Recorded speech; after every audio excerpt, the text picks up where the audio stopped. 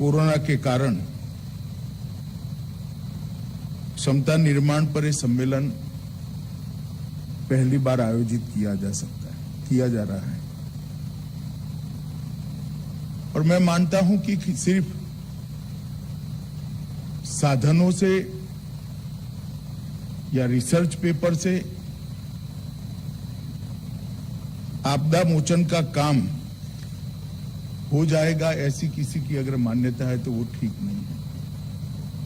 ये काम को नीचे तक जिन्होंने पहुंचाना है उनकी कैपेसिटी बिल्डिंग, क्योंकि बहुत सारी एजेंसियों ने मिलकर साथ में काम करना है, एक दूसरे की भूमिका के लिए स्पष्टता और एक दूसरे की भूमिका को अगर कहीं गैप आता है तो वो गैप को भरने की स्वयंस्फूर्त सिद्धता हासिल करे बगैर आपदा मोचन का काम नीचे तक ढंग से नहीं हो सकता है। और इस प्रकार की एक्सरसाइज से ही राज्यों के साथ, जिलों के साथ और नीचे गांव तक एक आपसी समन्वय का निर्माण होता है और अंततोगतो वो आपसी समन्वय ही आपदा से लोगों के जान माल को बचाने के लिए कारणभूत बनता है। तकनीक और विज्ञान के कारण आज सूचनाएं वेल इन एडवांस हमें मिल जाती हैं, बहुत समय पहले सूचनाएं मिली। अब ऐसी स्थिति नहीं है कि अचानक आकर इवन बिजली भी गांव पर गिर सकती है।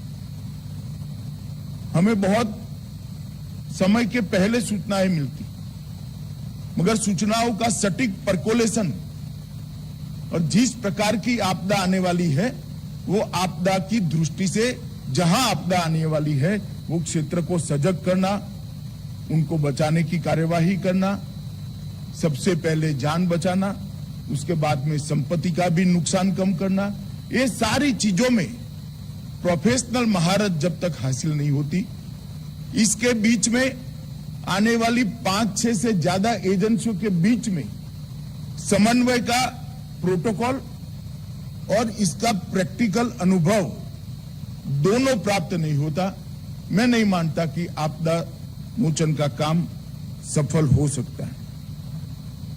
मित्रों, सबसे पहले मैं आज इस मंच से गृह विभाग के मंत्री के नाते एनडीआरएफ को बहुत बहुत बधाई देना चाहता हूं। शायद ही किसी संस्था ने, किसी इंस्टीट्यूशन ने अपने जन्म से इतने कम कालखंड के अंदर देश, इतने विशाल देश और 130 करोड़ की जनसंख्या के अंदर अपने काम के प्रति श्रद्धा की निर्मित की। मैं आज बड़े विश्वास के साथ कह सकता हूं कि देश में कहीं पर भी, किसी भी क्षेत्र में, कहीं किसी भी राज्य में, किसी भी जिले में, किसी भी गांव में किसी भी प्रकार की आपदा आती है, जब उनको मालूम पड़ता है एनडीआरएफ एसडीआरएफ के साथ आ गया है, इनकी आधी चिंता और टेंशन समाप्त हो जाता है। ये श्रद्धा की निर्मिति सरकारी परिपत्रों से नहीं हो सकती, कर्तृत्व से हो सकती है। और अनेक घटनाओं के अंदर एनडीआरएफ ने मौके पर इसको जिस प्रकार से रिस्पॉन्ड किया है और लोगों की जान माल की रक्षा की है, इसी के कारण इस श्रद्धा की निर्मिति हुई है। और दुनिया भर के आपदा मोचन के क्षेत्र के अंदर, आपदा प्रतिक्रिया के क्षेत्र के अंदर काम करने वाली संस्थाओं में भी एनडीआरएफ ने अपना एक सिक्का जमाया है, अपनी एक स्थान को निश्चित किया है। ये देश के लिए भी गौरव की बात है। कई बार पड़ोस के देशों में जाकर भी, दुनिया के दूर दराज के देशों में जाकर भी एनडीआरएफ ने मानवता की दृष्टि से उनका मदद का काम किया है और भारत का संदेश विश्व के अंदर पहुंचाने के लिए बहुत अच्छा काम किया है। आपदा के साथ जूझ रहे एनडीआरएफ का इस काम का महत्व इसलिए है कि उनके पास कोई स्थायी ह्यूमन रिसोर्स नहीं है, चर्निंग टाइप का ह्यूमन रिसोर्स है, और इसके पास से काम लेना ये बहुत बड़ी बात है। वैसे भारत में विगत 2000 से लेकर 2022 तक का समय आपदा प्रबंधन के क्षेत्र के लिए स्वर्णिम काल माना जाएगा। एक कम अंतराल, 20 साल के कम अंतराल के अंदर भारत ने ढेर सारी यात्रा, बहुत लंबी यात्रा समाप्त कर एक यशस्वी मकाम पर हम पहुंचे। हम आपदा प्रबंधन की बात करते हैं तब मैं ये कहना चाहता हूं कि आपदा प्रबंधन हमारे देश में कोई नई बात नहीं। हम सब ने भगीरथ का नाम सुना है। भगीरथ ने गंगा को जमीन पर उतारा, ऐसा कहते हैं। पुराणों में इसके जो उल्लेख होंगे, मगर आज उत्तराखंड की पहाड़ियों से गंगा को बंगाल के सागर तक जाते हुए देखते हैं, तब मालूम होता है किसी ने साइंटिफिक तरीके से सोचकर ये रास्ता बनाया है और बाढ़ प्रबंधन का बहुत बढ़िया काम कर जल प्रबंधन को भी मजबूती से करा है।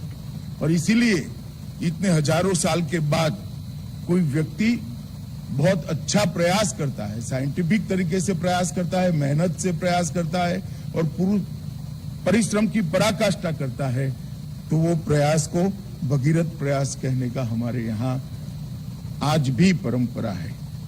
90 के दशक के पहले हमारे यहाँ ऐसी कोई साइंटिफिक व्यवस्था नहीं थी। आपदा के समय सबसे पहले उसके रख रखाव का और कैश डोल बांटने का ही विचार आता था। आपदा से जानमाल की सुरक्षा का कंसेप्ट ही नहीं था। और मैं फिर से एक बार कहता हूं, एनडीआरएफ के भगीरथ प्रयासों के कारण आज हम 20 साल के कम अंतराल के अंदर एक बहुत बड़ा यात्रा पार कर सके। 2001 का गुजरात का भूकंप मैंने देखा है, हजारों लोग अपनी जान गंवा बैठे थे। 1999 के उड़ीसा के सुपर साइक्लोन को हम सब ने देखा है, 10,000 से ज्यादा लोगों की मौत हुई थी। और आज हम उस मकाम के ऊपर खड़े हैं कि कितने भी साइक्लोन आ जाए, मौत को हमने 1% से भी कम जान गंवाकर साइक्लोनों को फेस किया है। अभी देखा है, कोरोना काल में भी पश्चिम और पूर्वी दोनों तट पर साइक्लोन आए, मगर जानहानि बहुत हुई। इसका कारण आपदा प्रबंधन में हमने बहुत बड़ी यात्रा को तय किया है। सभी मुख्यमंत्रियों, प्रधानमंत्री की अध्यक्षता में एनडीएमए, सभी मुख्यमंत्रियों की अध्यक्षता में एसडीएमए और एक समग्र एकीकृत दृष्टिकोण के साथ आपदा प्रबंधन को विश्वास के साथ केंद्र और राज्य सरकारों ने जमीन पर उतारा है। मैंने जैसे पहले कहा, हमारा दृष्टिकोण 90 से पहले राहत केंद्रित दृष्टिकोण था। इसमें जान माल बचाने की कोई गुंजाइश भी नहीं थी, ना योजना का हिस्सा था।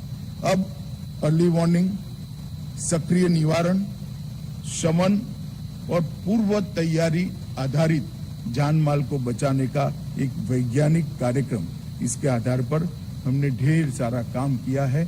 और मुझे बड़ी प्रसन्नता है कि आज विश्व के आपदा मोचन के क्षेत्र में हम लगभग विश्व की बरोबरी में और कई क्षेत्रों में तो हम विश्व से आगे भी खड़े हैं। ये हमारे लिए हर्ष का विषय है। 2016 में हमारे देश के लोकप्रिय प्रधानमंत्री मोदी जी ने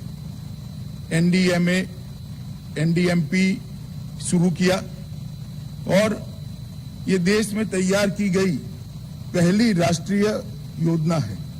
और सेंडाई आपदा जोखिम न्यूनीकरण फ्रेमवर्क 2015 से 30 के सभी मानकों को वो मैच कर चलती है। पहली बार सरकार की सभी एजेंसियां, विभाग हॉरिजॉन्टल और वर्टिकल एकीकरण के लिए एक योजना बनाई गई और इसका परिणाम अब हमारे सामने है। योजना में पंचायत, शहरी, स्थानीय निकाय के स्तर तक सरकार के अलग अलग विभागों को कलेक्टर को नोडल एजेंसी बनाकर जोड़ा गया है। 2016 की योजना में 11 आपदाओं का समावेश किया था और 2019 में एनडीएमपी में 17 आपदाओं का समावेश किया गया है।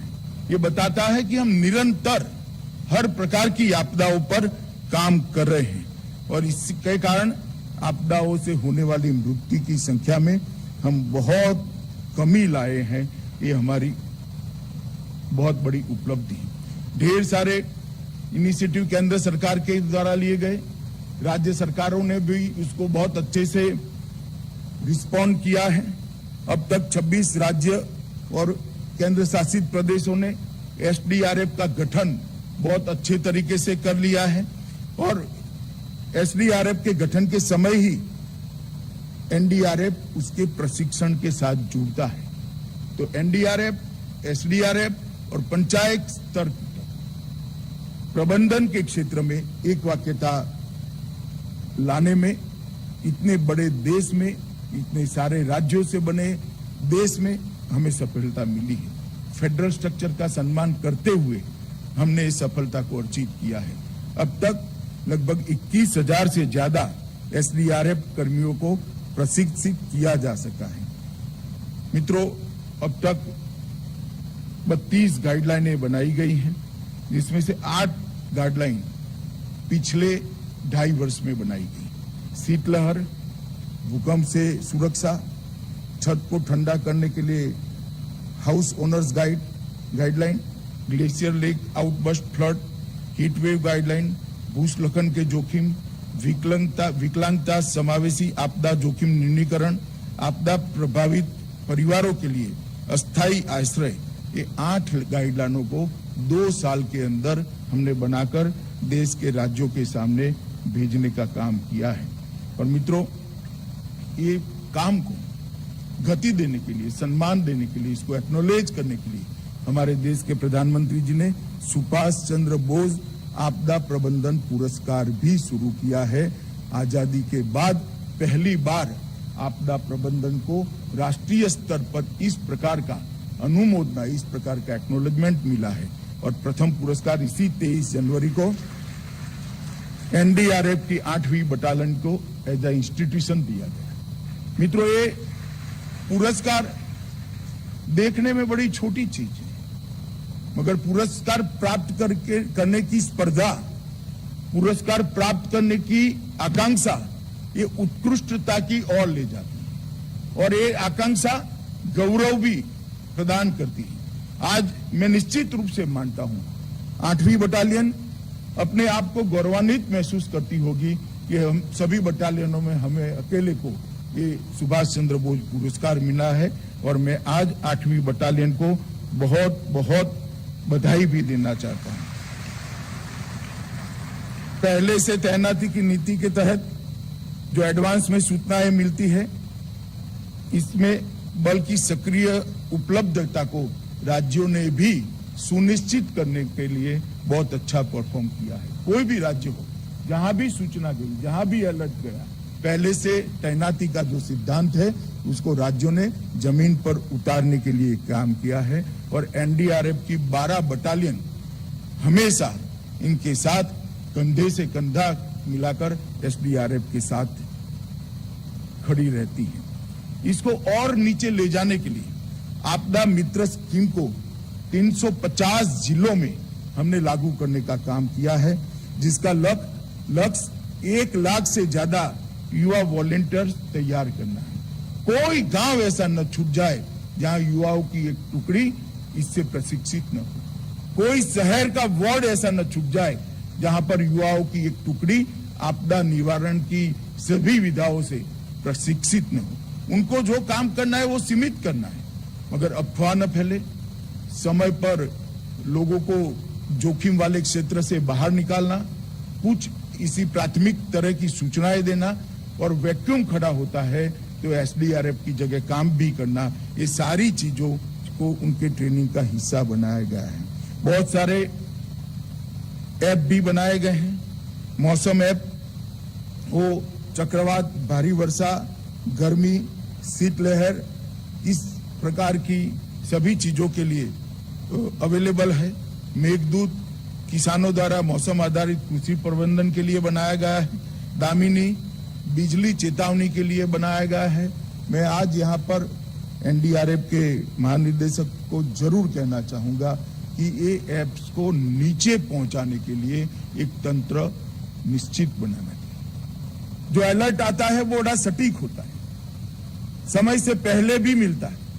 अगर उसको कलेक्टर तक पहुंचे और कलेक्टर से गांव तक नहीं पहुंचता है तो अलर्ट का बहुत कम उपयोग हो सकता है। बड़ी बड़ी आपदाओं में तो बहुत अच्छे से हम काम कर रहे हैं, मगर बिजली गिरने जैसी आपदाएं हैं उसमें समय थोड़ा कम रहता है। तो हमारे तंत्र को चुस्त दुरुस्त करना पड़ेगा और कम समय में जहां पर बिजली गिरने वाली है वो गांव तक, वो क्षेत्र तक हमारा अलर्ट पहुंचे, इसका एक तंत्र खड़े करने के लिए भी एनडीआरएफ ने काम करना चाहिए। क्राउड सोर्सिंग मौसम की जानकारी के लिए भी एक ऐप बनाया गया है। इस सारे ऐप को नीचे तक पहुंचाने के लिए बहुत सारा काम करने की अभी जरूरत है। मित्रों, कॉमन अलर्ट प्रोटोकॉल हमने जो लागू किया है इसका भी बहुत बड़ा फायदा हुआ है और नॉर्थ ईस्ट के क्षेत्र में नेसेक द्वारा फ्लड मैनेजमेंट, सड़क अलाइनमेंट और इंफ्रास्ट्रक्चर निर्माण में पानी के प्रवाह को देखकर इंफ्रास्ट्रक्चर का निर्माण किया जाए और पानी के प्रवाह को इंफ्रास्ट्रक्चर निर्माण से रोका न जाए, ये कर भी बाढ़ का बहुत अच्छा मैपिंग किया गया है। सड़क निर्माण के सभी कार्यक्रमों में फ्लड मैपिंग को अब हिस्सा बनाया जाता है, इसका मुझे बहुत आनंद है। आज मैं ये 2 दिन तक जो यहाँ पर कैपेसिटी बिल्डिंग का कार्यक्रम चलने वाला है, ये कार्यक्रम को बहुत बहुत शुभकामनाएं देता हूँ। मैं श्री अतुल करवाल जी को इतना जरूर कहूँगा कि कंसेप्ट को, ये विधा को और ये सभी अलर्ट जो मिल रहे हैं इसे नीचे तक पहुंचाने के लिए एनसीसी, एनएसएस, होमगार्ड, ये सभी संगठनों को इसके साथ जोड़ना पड़ेगा। कुछ महिला स्वसहाय जुट जो जागरूक है उसको भी इसके साथ जोड़ना पड़ेगा और विशेषकर गांव की पंचायत को जोड़ना पड़ेगा। इसके लिए सारा साहित्य स्थानीय भाषाओं में भी बनाना पड़ेगा, ट्रेनिंग मॉड्यूल्स भी स्थानीय भाषाओं में बनाने पड़ेंगे और स्थानीय भाषाओं से तैयार किए हुए ट्रेनर इनकी ट्रेनिंग कर उनको तैयार कर वो ही अपने राज्य में ट्रेनिंग करें, इसका भी एक तंत्र हमें बनाना पड़ेगा। एनसीसी, एनएसएस, होमगार्ड, ये सबको जब तक नहीं जोड़ते हैं हमें स्वयंसेवकों की उपलब्धता नहीं होती और ये सारी योजना की सफलता इसी में है कि किसी भी देश के छोटे से छोटे हिस्से पर आपदा आए उस वक्त हमारा ट्रेन किया हुआ व्यक्ति वहां उपलब्ध हो, हमारा ट्रेन किया हुआ व्यक्ति खुद ही एनडीआरएफ का काम करे और एक स्टॉप गैप अरेंजमेंट जो करनी है जब तक एसडीआरएफ और एनडीआरएफ पहुंचे तब तक वो करे। मैं मानता हूं कि कैपेसिटी बिल्डिंग के अंदर इस पर भी बहुत वजन देने की जरूरत है। मित्रों, मैं फिर से एक बार आज जो 2 दिन का कार्यक्रम हुआ है, शुरू हुआ है, इसको बहुत बहुत शुभकामनाएं देता हूं और ये कार्यक्रम के अंदर अब कभी इतना बड़ा अंतराल ना आए, इसका भी गृह विभाग भी ध्यान रखेगा, एनडीआरएफ भी ध्यान रखेगा। इससे मैं देश की जनता को आश्वस्त करना चाहता हूं। मेरी फिर से बहुत बहुत शुभकामनाएं। वंदे मातरम।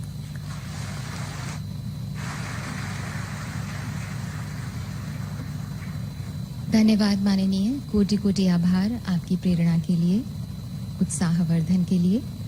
अब हम रिस्पेक्टेड महानिदेशक एनडीआरएफ से निवेदन करते हैं कि कृपया माननीय श्री अमित शाह जी को सम्मान स्वरूप स्मृति चिन्ह भेंट करें।